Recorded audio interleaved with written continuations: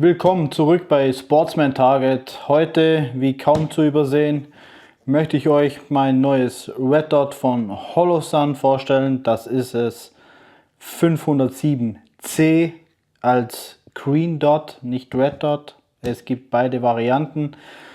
Alles weitere erfährt ihr nach dem Intro, und was es hier mit der Mystery Box auf sich hat, das erfährt ihr am Ende des Videos. Da könnt ihr wirklich drauf gespannt sein. Wir sehen uns gleich.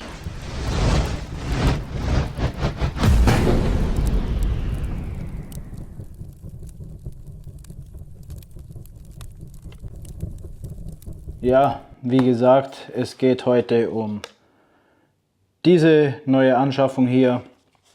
Es geht um das Holosun HE507C X2.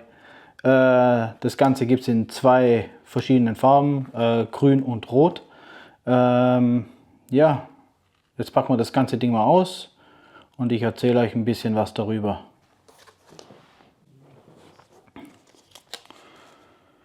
Ja, dann kommen wir hier zu dem guten Stück. Das ist das Holosun HE507C. GR steht für Green, also grüner Punkt. Gibt es aber auch als Red Dot.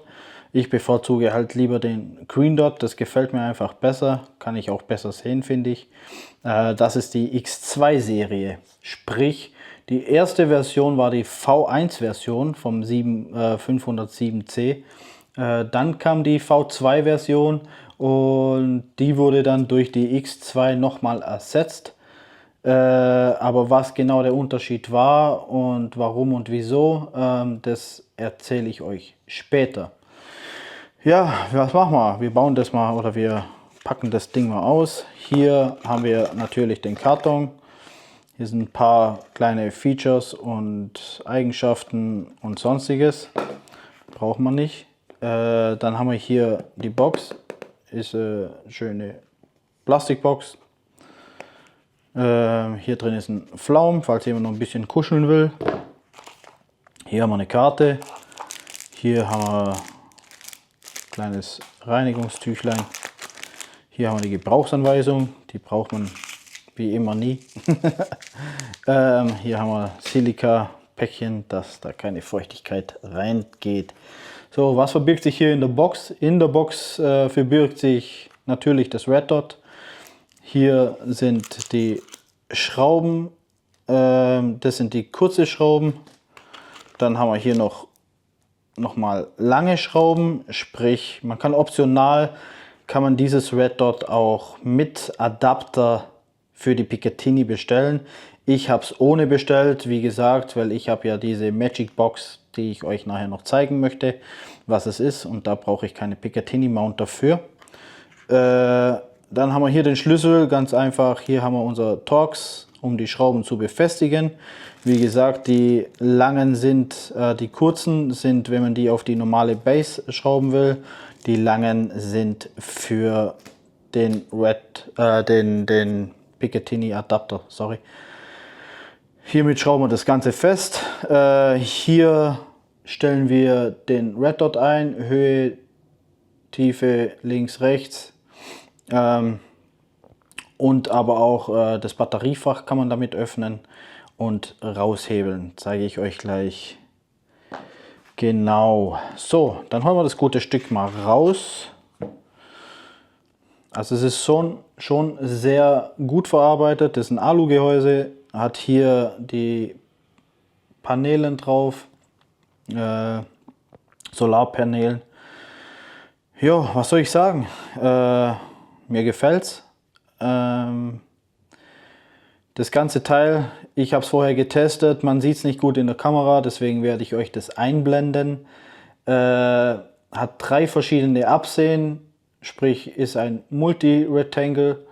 Es hat einmal einen Punkt, einmal ein Kreis und einmal ein Kreispunkt. Ja? Das Ganze sieht so aus, der Punkt hat 2 Mohr, der Kreis außenrum hat 32 Mohr. Wie gesagt, es gibt das Ganze in Rot und Grün, also es ist hier nicht wechselbar, Rot und Grün, sondern es gibt 2 verschiedene Versionen, einmal Rot, einmal Grün. Das Ganze ist Parallaxe frei. Das werde ich euch kurz erklären. Ja, was ist Parallaxe frei? Parallaxe frei ist ganz einfach. Wenn ich jetzt hier mein Auge nehme, dann, also am einfachsten ist es so erklärt. Ich nehme hier meinen Finger, das ist das Red Dot und lege den Finger in eine Flucht mit meinem Auge, Red Dot und Ziel. Wenn ich das habe und mal ein Auge zumache und dann schiebe ich den Kopf auf die Seite, dann seht ihr, dass sich das Ziel verschiebt, beziehungsweise das ist dann der Red Dot, wo sich dann verschiebt. Das sieht man dann hier ganz gut, ja, und das ist dann nicht parallaxefrei. Parallaxefrei würde heißen, wenn ich die hier aufeinander lege, ja, wenn ich die hier aufeinander lege und dasselbe nochmal mache, dann sieht man, der Red Dot bleibt schön auf dem Ziel, wo es auch sein muss. Halte ich meine Waffe fest in einem Ständer drin oder sonst was, ja, und bewege dann meinen Kopf, dann hat man hier dieses Beispiel, ja. Da geht der Red Dot, der wandert dann, ja, und bleibt nicht am Ziel. So ist es am einfachsten erklärt.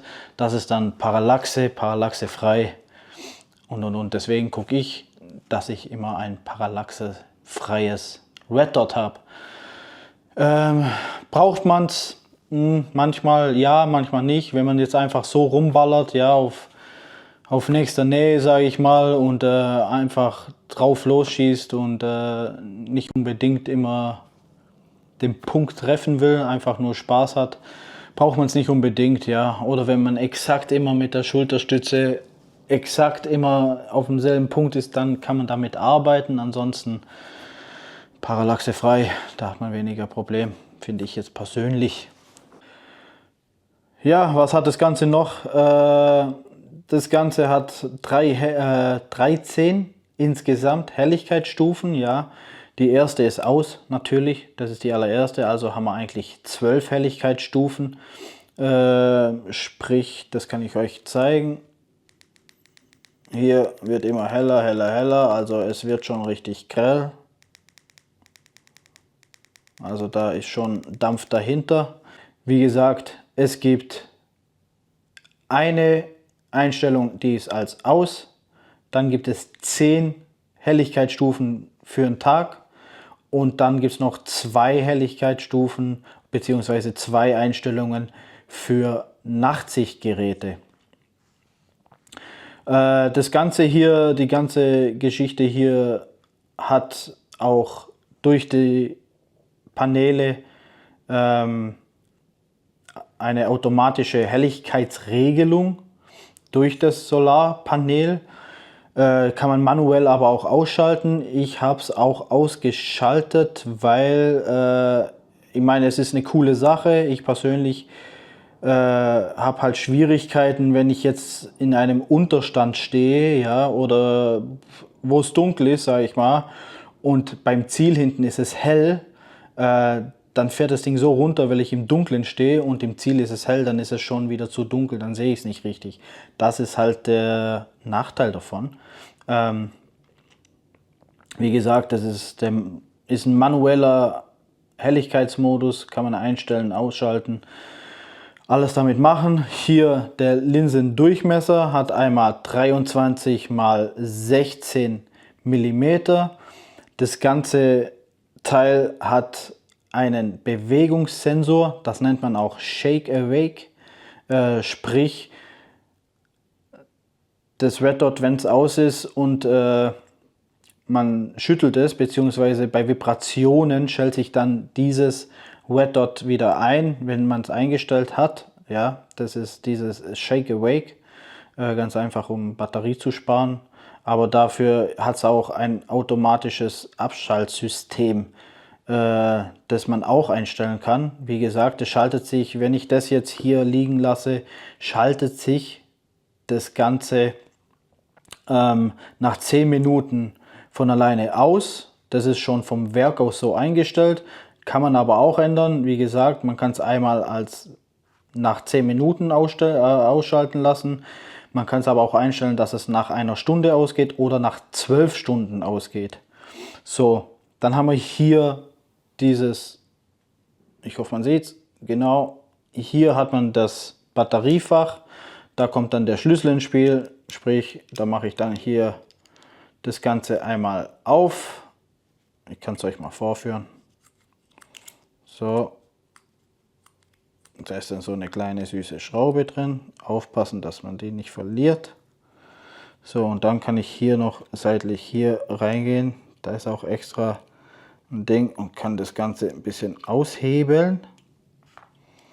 Und dann kommt hier die Batterie zum Vorschein.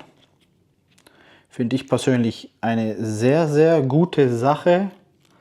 Die Batterie ist eine ganz normale CR1623 Lithium Batterie. Eine flache Batterie einfach. Aber original ist die ja schon drin.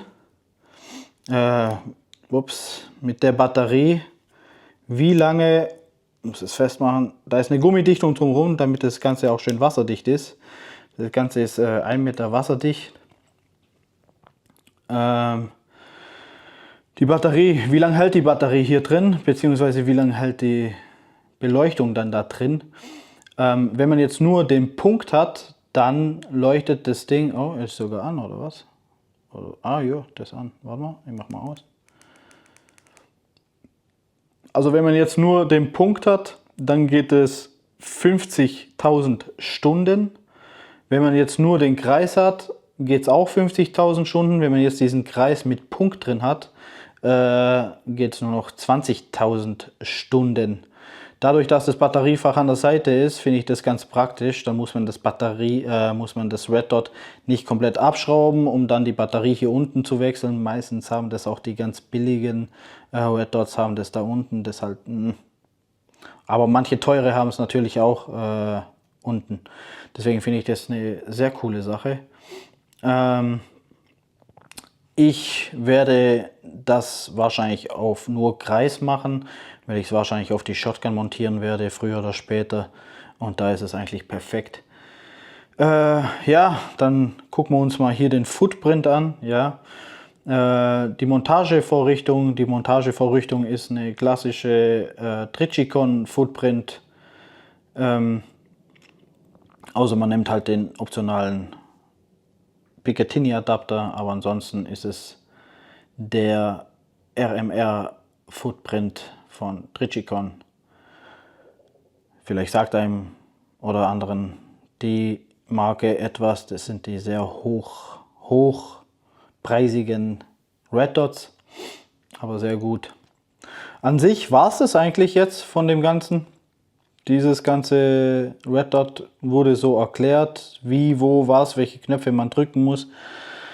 Das brauche ich glaube nicht erklären, das steht in der Bedienungsanleitung drin, da kann man sich selber reinfuchsen, brauche ich nicht erklären, denke ich mal.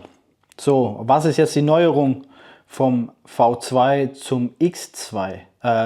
Zum X2. Ganz einfach, einmal hier die Knöpfe. Beim V1 waren die Knöpfe so, da waren das ganz kleine, 2 Stück. Da haben sich die Leute dann beklagt, weil die so super klein sind, ja, man die fast nicht drücken kann. Und beim X2 waren sie übereinander angeordnet, wie beim Trijicon zum Beispiel. Die waren hier übereinander angeordnet, groß. Ist jetzt beim Competition Shooting oder sowas jetzt nicht ganz optimal, ja, weil wenn man dann irgendwo dran kommt, ja, dann ist es zu hoch, dann kommt man da dran und kann sein, dass verstellt wird. Waren die Leute auch nicht ganz zufrieden, deswegen hat das Holosun nochmal abgeändert. Dafür haben sie 2 große jetzt genommen und wieder seitlich oder horizontal angeordnet. Was hat das Ding noch? Im Gegensatz zum V2-Version, das Teil hat einen Tastensperrmodus sozusagen.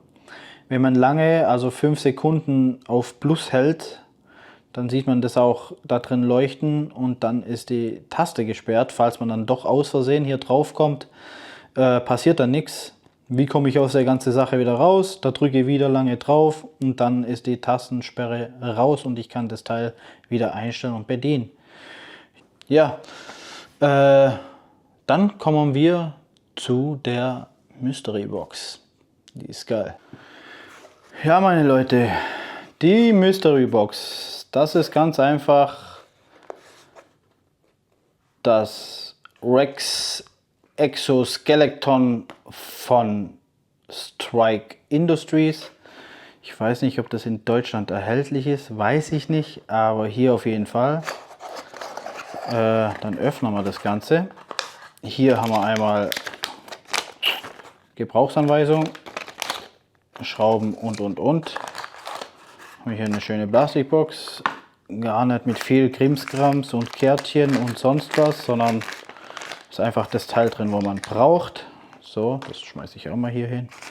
Das lege ich mal hierher. Ja, was ist das? Ist ein Schutzcage, ja, ein Schutzkäfig für das Red Dot. Das kommt dann hier drauf. Und hier ist mein Adapter für die Picatinny Rail. Deswegen habe ich das ohne diesen Adapter gekauft, weil ich dieses Teil gekauft habe. Das machen wir hier auch mal auf Seite, legen wir hier mal schön hin. So, so. Dann haben wir hier Schrauben, hier Schrauben, hier Schrauben und die Posts für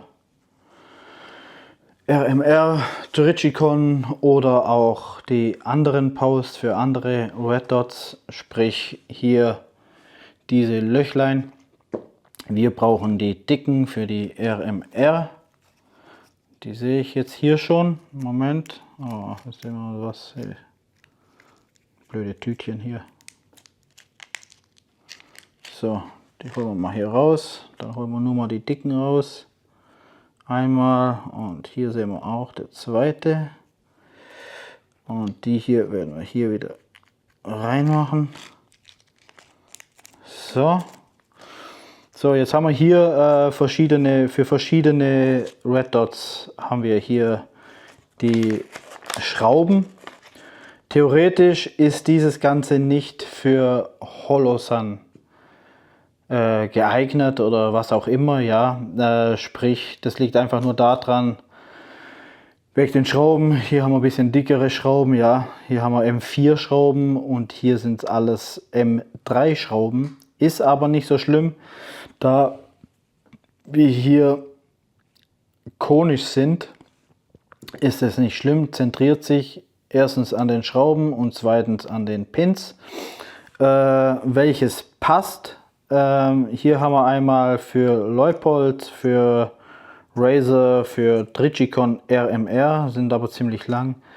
Dann haben wir hier für Dr. Sights, auch sehr gute Dinge. Dann haben wir hier Vortex Venom und einmal Vortex Viper.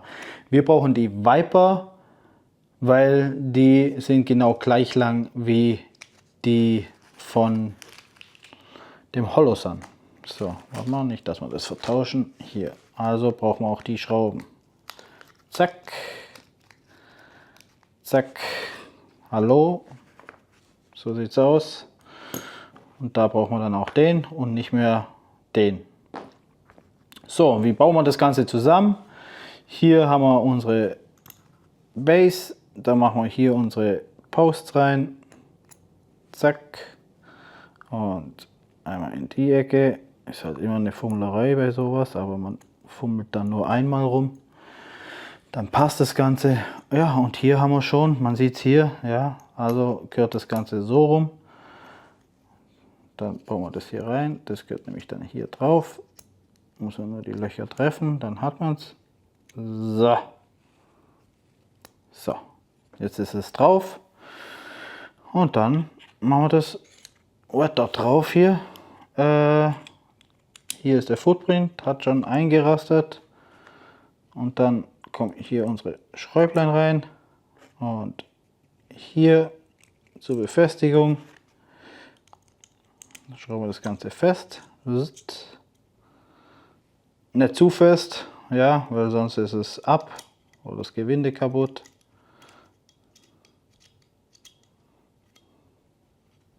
So. Jo, dann haben wir das eigentlich schon. So. jetzt ist es drauf, sieht mega aus, ist geschützt. Man kommt an alle Bedienteile dran. Hier oben, seitlich, die Schrauben passen. Hier kommt man sehr gut dran und hier haben wir die Picatinny Mount. Ich werde das jetzt mal montieren und euch zeigen, wie das auf den Armbrüsten aussieht. Ja, dann werden wir dieses coole Stück mal montieren. Einmal auf die M10 und einmal auf die AR6. Ich werde es einmal hier drauf montieren.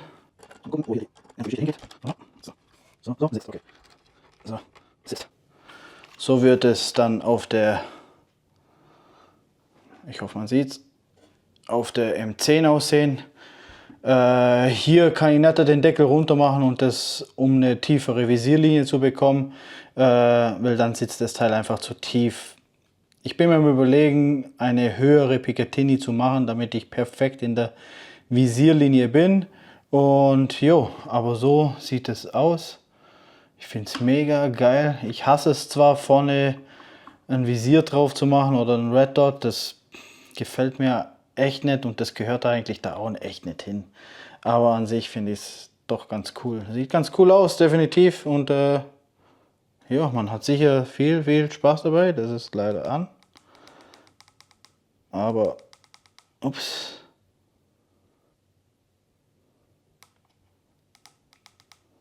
So.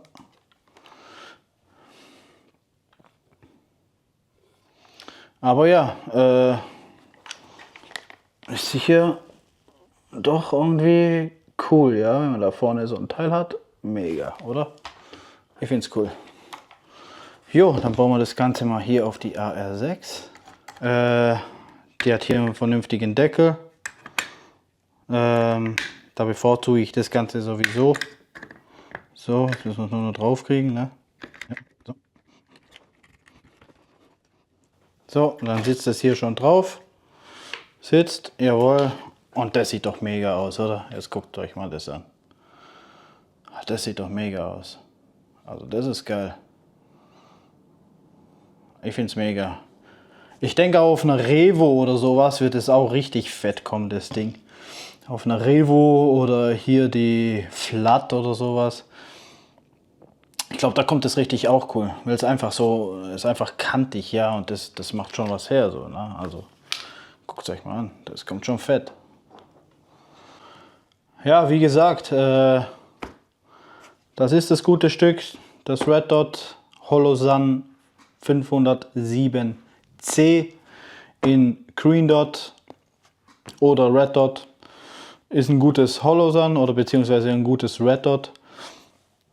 Ich habe es, wie gesagt, persönlich gewählt, weil ich gerne ein grünes Absehen habe. Das sehe ich einfach besser. Für mich ist es auch angenehmer. Und ich habe auch die Auswahl von verschiedenen Absehen. Ja, ich habe einmal den Punkt, einmal nur den Kreis, also mit so Strichlein, genauso wie hier bei Sportsman Target. Deswegen. Und einmal, ich habe dieses Absehen, dieses Kreisabsehen mit dem Punkt drin. Kann man sich auswählen, wie man will. Helligkeit, ja, Shake Awake, wie gesagt, wenn ich das jetzt hier so liegen lasse und das Ding keine Vibrationen spürt, geht es nach 10 Minuten von alleine aus. Die automatische Abschaltung. Und wenn ich, sobald Vibration kommt, habe ich die Shake Awake wieder und es geht von alleine an. Jo, das war's von mir. Wenn ihr weiterhin irgendwie Spezielles braucht oder Fragen habt, auch zum Red Dot oder zum Cage, dann schreibt es mir gerne in die Kommentare. Ich bin da für euch oder wir sind da für euch. Ihr merkt ja, wir beantworten so schnell wie es geht. Lasst ein Abo da, lasst ein Like da. Freut uns immer wieder, mit der Community zusammenzuarbeiten. Und ja, dann wünsche ich euch eine schöne gute Nacht oder Wochenende oder was auch immer, was ihr gerade tut. Viel Spaß dabei und habt Freude dran. Bis dann. Ciao.